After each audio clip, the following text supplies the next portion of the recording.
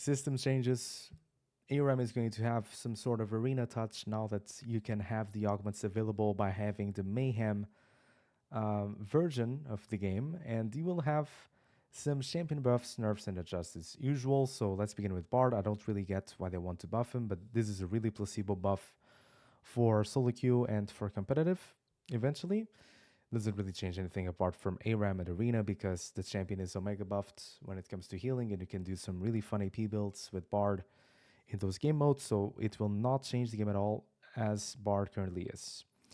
Especially because you don't really build Liandry's and do those heavy AP builds that sometimes you could do with Magi's on Bard, but this is not the case anymore. Diana will be the same despite losing 20% monster damage. It's completely fine. Mundo, I'm really a big fan of this change because they increase his armor and durability, because Mundo can really benefit from having this armor increase going up by 0.8 because he's a champion that likes to build and stacks a lot of HP. So stacking that amount of HP, and despite losing 2% bonus HP damage, it would deal a lot of damage and be extremely obnoxious to play against because of the damage he would deal. So now he loses some damage, but he gets more durability, which is really good for Mundo. And I'm a fan of this direction that Riot actually took for his identity. Attack damage growth going up by 0.5 for Ezreal. This is a nice change. He was the weakest ADC in the game for sure. Graves is going to lose flat magic resistance 2 and also growth, but they want to shift that amount of resistance into his E, basically. So magic resistance per stack is now going to be applied, and now it grants 50% of armor as bonus magic resist. So really good for early game Graves to get the aggressiveness going for early game Snowball, which is exactly what they want to do. Gwen, basically a TLDR. This is going back to being the scaling AP skirmisher as we knew from 25.06. It's going to be a full revert. And yeah, the slow amount is also back. So yeah, this is absolutely disgusting, and Riot just give up on Gwen, essentially. So yeah, Kalista, attack damage growth. She will be earning 0.5 on top. I think she's a good champion to play swaps, even now. Even though Kalista is kind of weak, I do think with these buff for next year, in case swaps still happen, I would like to see Kalista more often in solo queue to appear in solo lane, especially with the Doran shield and second wind nerfs that are upcoming. Kalista could be adding into a good direction to pop up again and make Riot, a nightmare to deal with this pick again. Kog'Maw will lose 5% attack speed.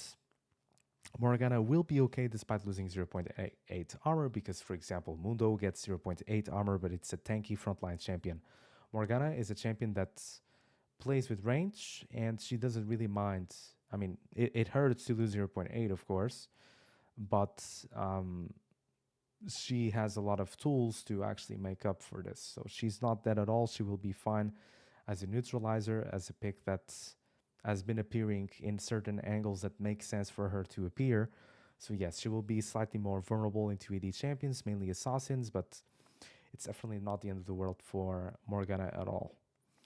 Qiyana, minus 3 HP growth per level, which is pretty negligible, to be fair. And damage is going to be decreased by only 5% bonus AD. She will be fine. Even though it's a nerf, of course. Quinn, she's being hit mainly because of the second win and Doran shield changes, so she will be losing some percentage bonus AD. She's going to be dropped by 20 by level 9, and then her ultimate will now deal bonus AD damage with a flat amount instead of having the 70% total AD instead. So yeah, AD from Yone will go up by 2, doesn't really matter. Yunara, her initial damage will go up in flat amounts, but it goes from 85% total AD into 85% bonus AD. This is a typo, by the way. This is 85% bonus AD, not total AD. Okay? And the damage per second, as you can see here, it's correct. Total AD into bonus AD. So basically more flat, and it gives you a higher percentage after when it comes to bonus AD, which is not the same as total AD. Which is a nerf overall for the bonus part, but overall they want to buff Yunara on her W. Bonus AD going up as well, despite losing 25% its total. So it goes from this value to 150 bonus, and also a higher amount of damage in her W. So yeah, they want to shift a lot of the power into her W. Movement speeds will now be decaying after 1.5 seconds instead of over 1.5 seconds. And movement speed towards enemies will also be after 1.5 seconds, but the cooldown will be a bit higher, basically. So Yunara will be getting a nice buff. Catalyst losing 50 HP. Finally, I think Catalyst Roa is in a fine state, to be fair, but Catalyst was really broken because it could just bypass landing phase really easily with champions like Oriana, Aurora, and just build this item and be fine. Rise, a lot of other examples I could give, but dropping 50 HP is a good direction to go, but it comes a bit too late because the world is already being played. So yeah, sure, this will be applied for solo queue, but still, it comes really, really late. It should have been done ages ago. Doran's Blades, 3% lifesteal removed, new heal for 2.5% of damage dealt. Of course, reduced for AoE type of damage, but this is a really interesting change because this brings back the 14.1 version of Omnivamp, as they're saying. So yeah, it will be interesting to see the shift in starting items because everyone will take Doran's Shield, and since they are changing the identity of Deep Blade and Doran's Ring, I mean, not really Doran's Ring because Doran's Ring will be a bit better, but it will remain the same identity. Doran's Shield will lose some value, so yeah, it will be nice to see more shifts into these regular starting items as well. Mana regen goes into 1 per second, but it is increased for 2 for 5 seconds after damaging an enemy champion. So yeah, 45% of mana regenerated value when it comes to HP department. So yeah, Doran's Ring, max healing after taking damage, 45 goes into 40, and 30, not the end of the world, but it's a much deserved change because, yeah, Doran's Shield was absolutely disgusting to play against with the second wind setup too.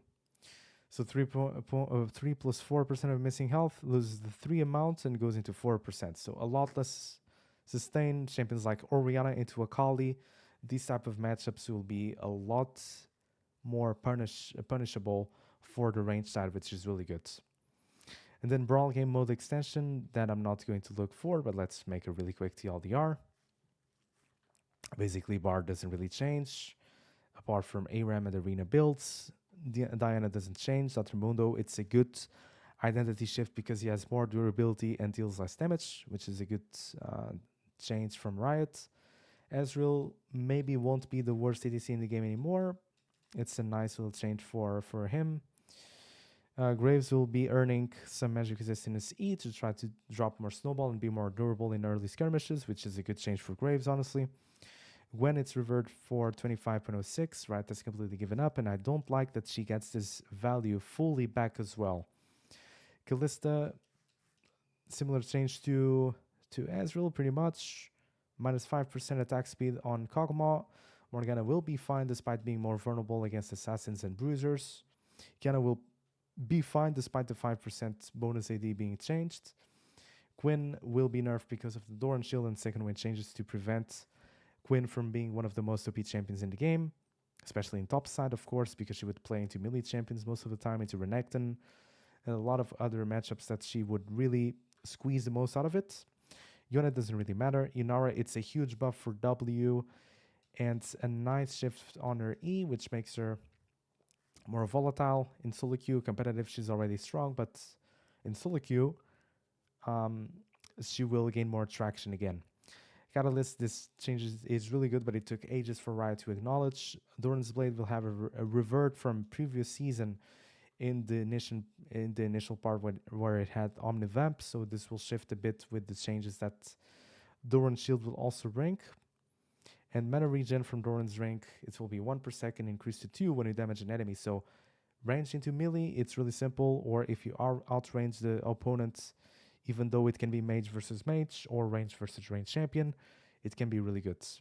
And yeah, you lose the the sustain amount, the flat amount in second wind, which is a really good change.